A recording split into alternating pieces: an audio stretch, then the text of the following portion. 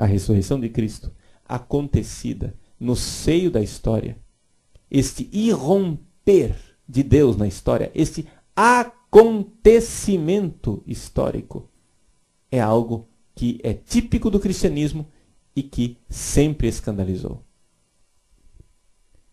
Então, o que é que devemos fazer? Nós temos que voltar à nossa fé cristã de 2000 anos.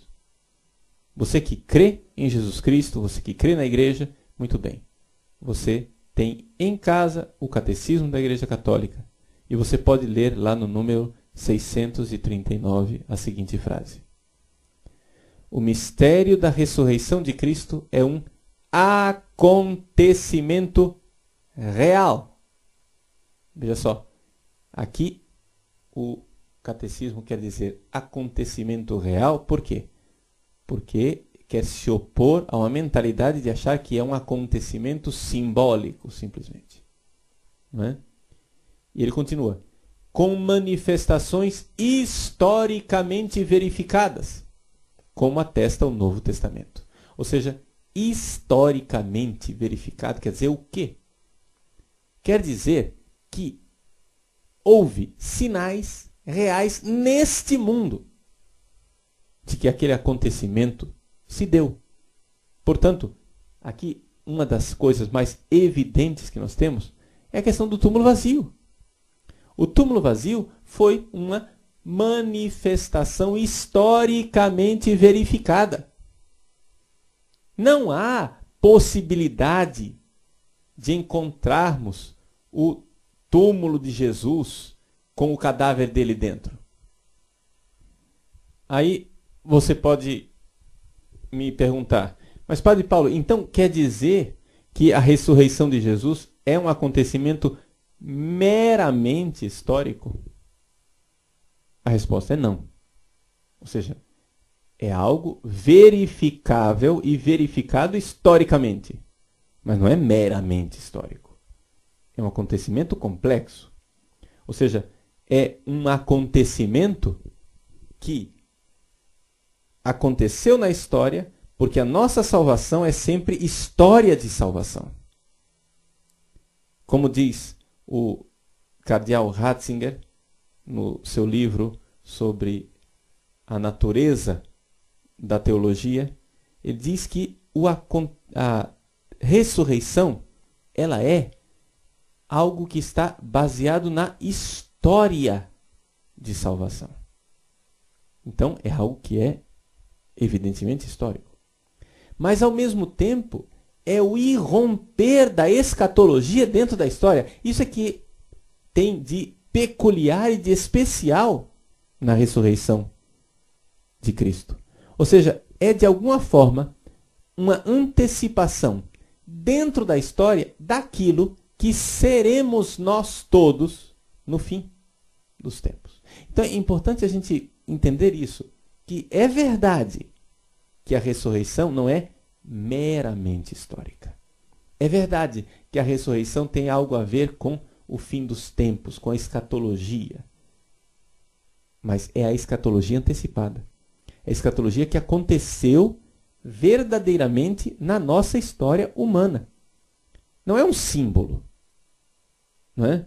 Não é dizer, eu creio na ressurreição de Jesus porque Jesus vive no meu coração.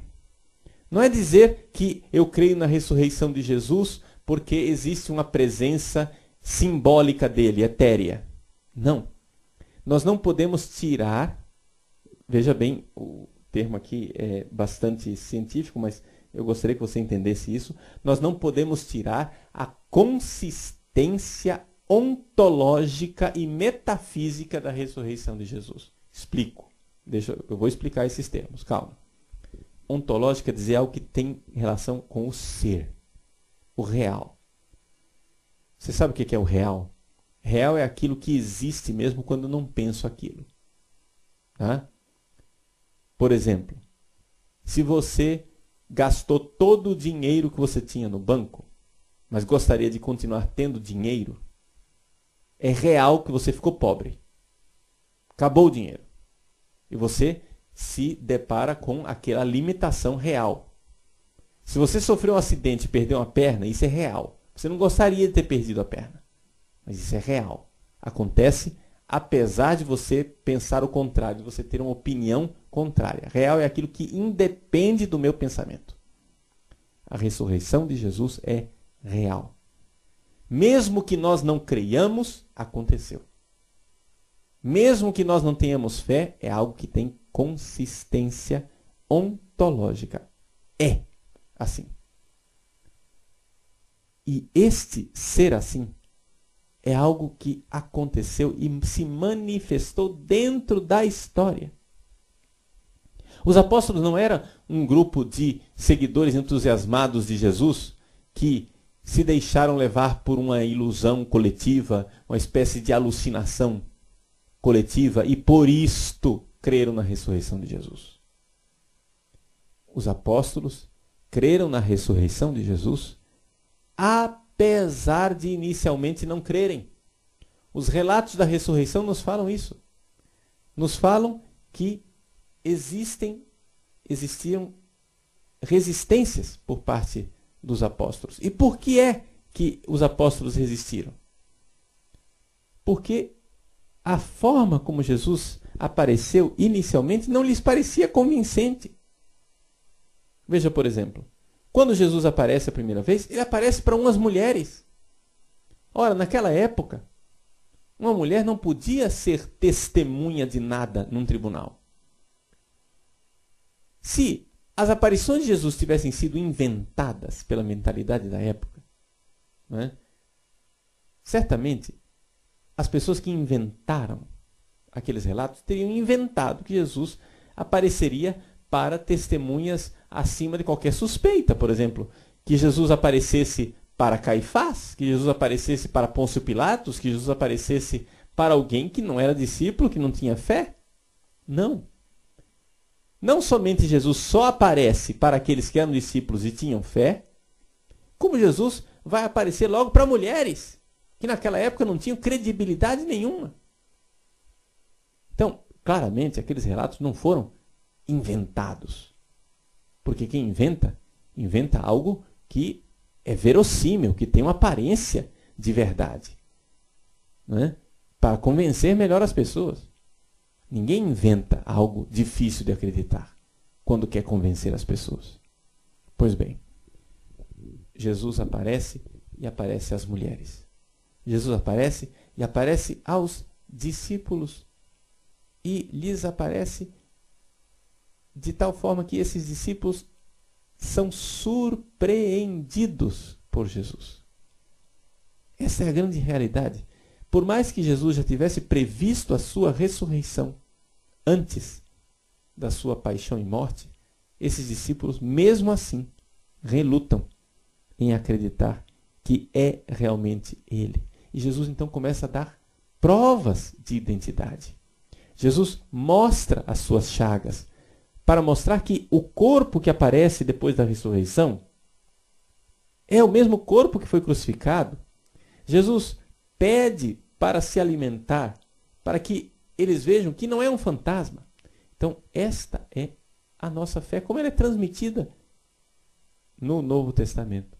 Meus queridos, nós, como igreja, cremos que esses relatos do Novo Testamento são fiéis o suficiente e têm consistência histórica por trás dele. Se existem alguns detalhes, não é, que não são idênticos,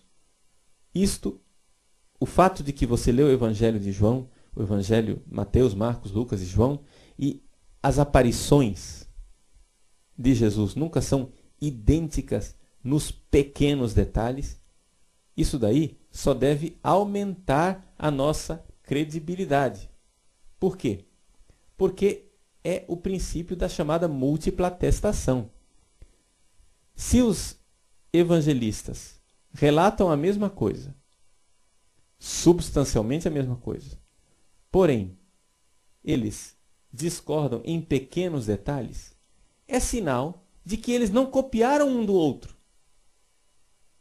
E que, portanto, porque não copiaram um do outro, nós temos ali uma múltipla atestação, ou seja, temos várias testemunhas dizendo a mesma coisa. Qualquer delegado de polícia sabe isso. Qualquer delegado de polícia sabe que quando você interroga 4 testemunhas e elas se contradizem em pequenos detalhes, mas coincidem na substância dos fatos, qualquer delegado de polícia sabe que a substância dos fatos foi então corroborada e atestada suficientemente.